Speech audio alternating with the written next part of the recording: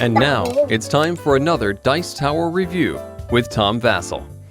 Hey folks, Innovation is one of my favorite games. There's two versions of Innovation. There was the original one that came out from Asmati Games, and then the beautiful, wonderful one that came out from IELLO. I already reviewed this expansion for the Asmati version, but I want to take a look at it again. Innovation Echoes. This is the first expansion for Innovation. This is the version that came out for the IELLO game, with just a really cool looking box. Now, I've already said the first time I looked over this expansion that it really made me like Innovation a lot more. How are my thoughts now, as time has gone by? Let's take a look, and if you've never seen it before, here's a good chance for you to catch up on what this expansion adds.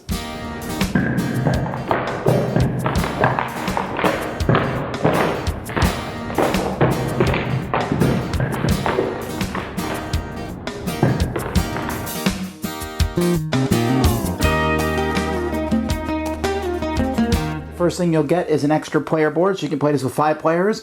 What you want to do with that board is take it and throw it out and never use it, because this game should never be played with 5 players.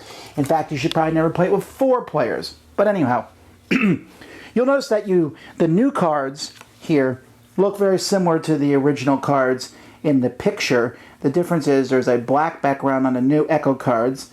The font of the number is different, and there are echoing numbers behind them. So what you'll do is you'll place them. Actually, I think the book shows the older cards in the middle and the newer Echo cards on the outside. It doesn't really matter. But there's basically more cards. At the beginning of the game, you will draw number one from each pile and pick which one of those you want to start with. So you can start with oars or ice skates. You can see that some of the technologies of the new Echo cards are not quite as, groundbreaking. We have comb, dice. Oh, dice. Dice, that's great.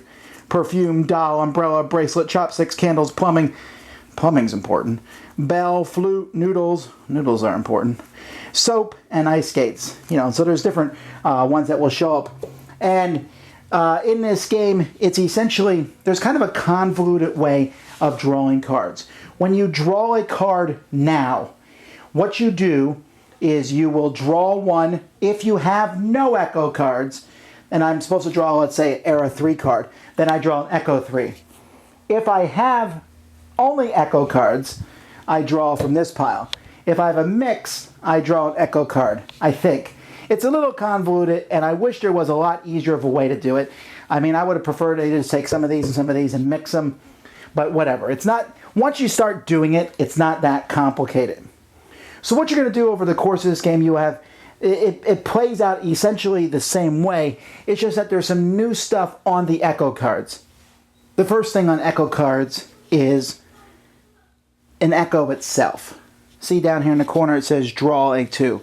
When I activate the card, I do any echoes in the card first, so draw a level 2 for the ruler here, and then there's no effect, so there's nothing else.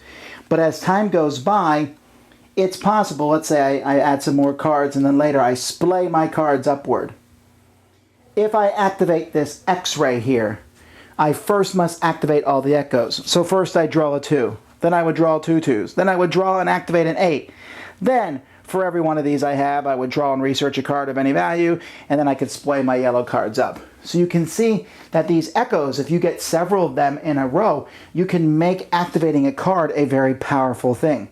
And you must activate them, if possible, whenever you do that. And there's all sorts of different echoes. Here's one. Score a card with an influence bonus from your hand. Draw a 3 or draw and research a 4. Whoa. What is this research? Well, research, actually the first time I did this expansion was called Foreshadow. I think Foreshadow sounds like a cooler name, but research also works. The way this happens is when you research a card, let's say I research a 4, I take it, I look at it, and I stick it under my board. There's projects, it's on a new board, but you can just remember, this is not anything I do, but when I activate another card in the future, if I can pull out a project and play it and activate that immediately, as long as I'm in that era. So as long as I'm in Era 4. So basically what this lets you do is this lets you look at cards ahead of time, and you can kind of make some strategy and plans and have these cards saved up so that when you get into Era 4, for example, suddenly I can start putting out a bunch of level 4 cards, and that can be very useful to me. Other cards show on them influence bonuses. See, +7, +5, +6. There's different influence bonuses that you will see over the course of a game.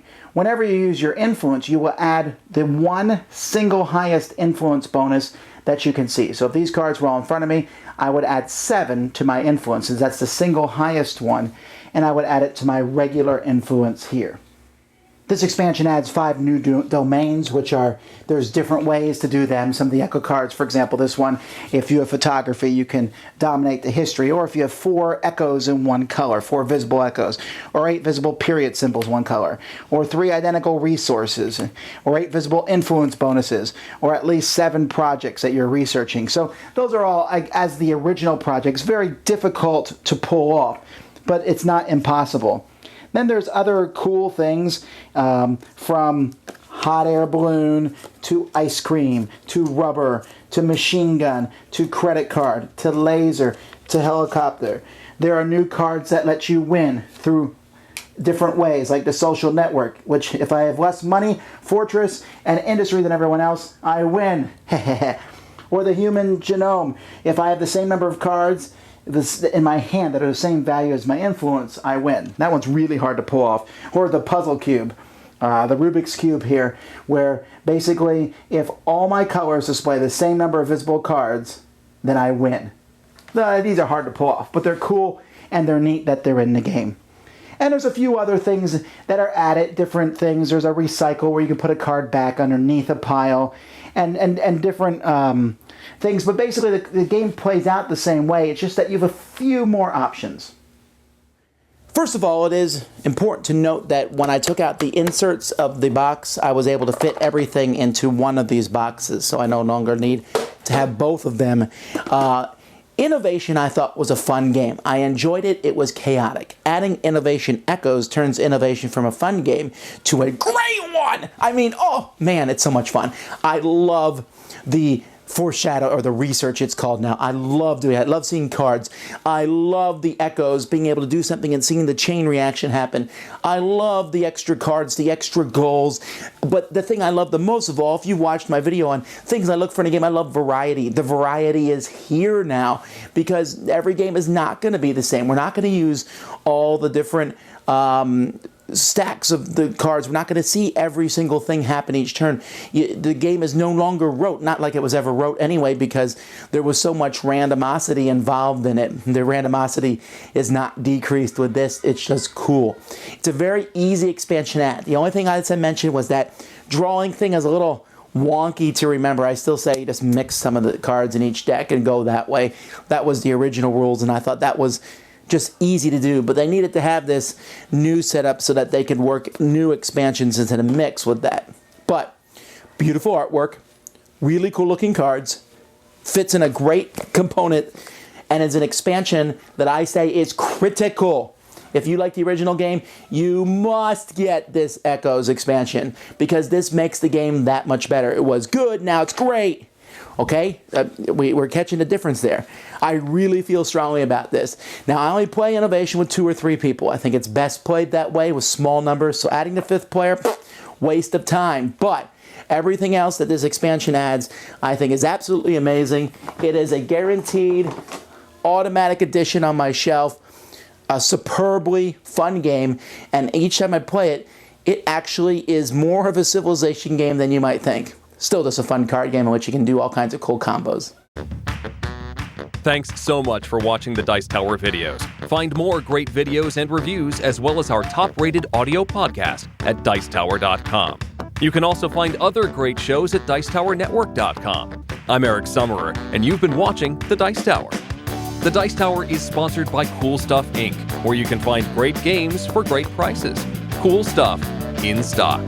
Check them out at CoolStuffInc.com. Shut the door.